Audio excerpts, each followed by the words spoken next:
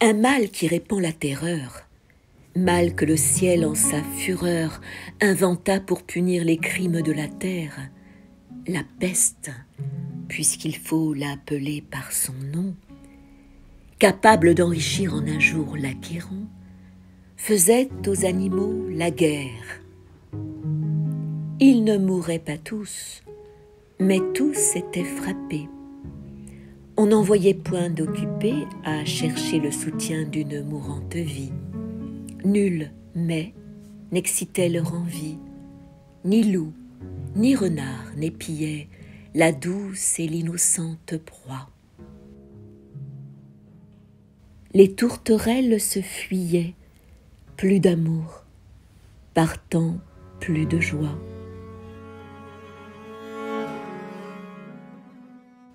Le lion tint conseil et dit « Mes chers amis, je crois que le ciel a permis pour nos péchés cette infortune, que le plus coupable de nous se sacrifie au trait du céleste courroux.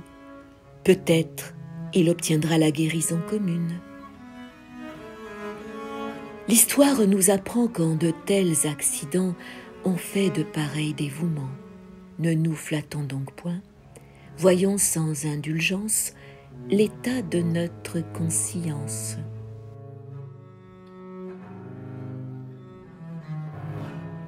Pour moi, satisfaisant mes appétits gloutons, j'ai dévoré force moutons. Que m'avait-il fait? Nulle offense. Même il m'est arrivé quelquefois de manger le berger.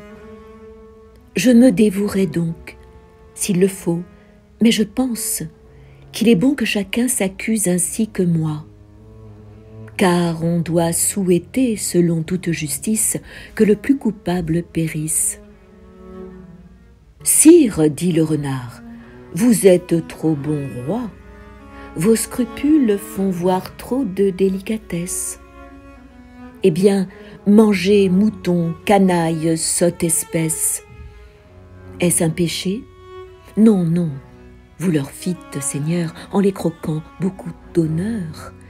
Et quant au berger, l'on peut dire qu'il était digne de tout mot, étant de ces gens-là qui, sur les animaux, se font un chimérique empire.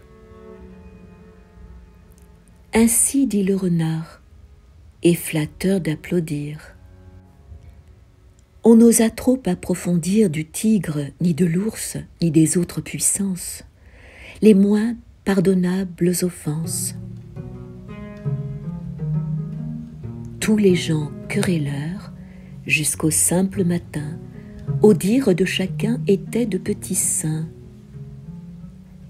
L'âne vint à son tour et dit « J'ai souvenance qu'en un pré de moine passant, la faim, l'occasion, l'herbe tendre, et je pense, quelque diable aussi me poussant, je tondis de ce pré la largeur de ma langue. Je n'en avais nul droit, puisqu'il faut parler net. » À ces mots, on cria haro sur le baudet. Un loup quelque peu clair prouva par sa harangue qu'il fallait dévouer ce maudit animal, ce pelé, ce galeux d'où venait tout leur mal. Sa peccadille fut jugée un cas pendable. Manger l'herbe d'autrui? Quel crime abominable! Rien que la mort n'était capable d'expier son forfait. On le lui fit bien voir. Selon que vous serez puissant ou misérable, les jugements de cour vous rendront blanc ou noir.